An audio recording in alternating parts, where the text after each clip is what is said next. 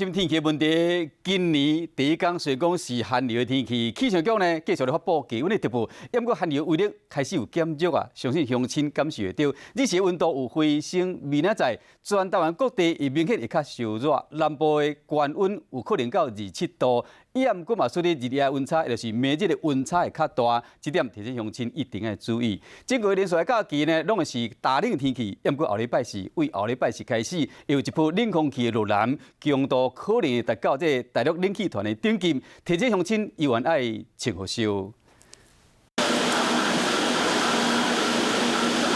新年头一天，紧甲妈祖娘娘下一个关，希望风调雨顺，寒流嘛赶紧离开。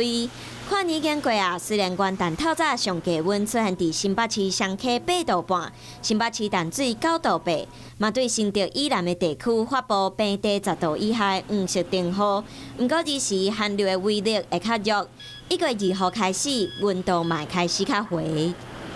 明天高温上来讲的话，像在北台湾的一个高温可以回升到17到19度的，那其他地方甚至可以回升到20度以上，那甚至到3号、4号的时候，其实回升都更明显，可以回升到其实各地的一个高温上来讲都可以回升到20度以上，那甚至在中南部地区来讲的话，可能回升到25到27度这样高温哦，所以到时候中南部的一个日夜温差会是非常大，可能会来到10度以上哦，所以请中南部的朋友一定要视这个温度变化，适时调整穿着。过一年好的歹的，嘛对寒流做伙过去。不过这波温暖敢会使等到后礼拜4、7号，阁会有冷空气继续落南。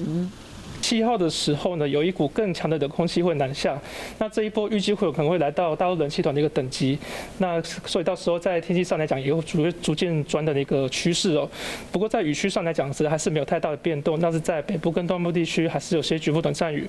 珍惜这几天的温暖，你想要摕来围巾，后礼拜你阁要开始满安安。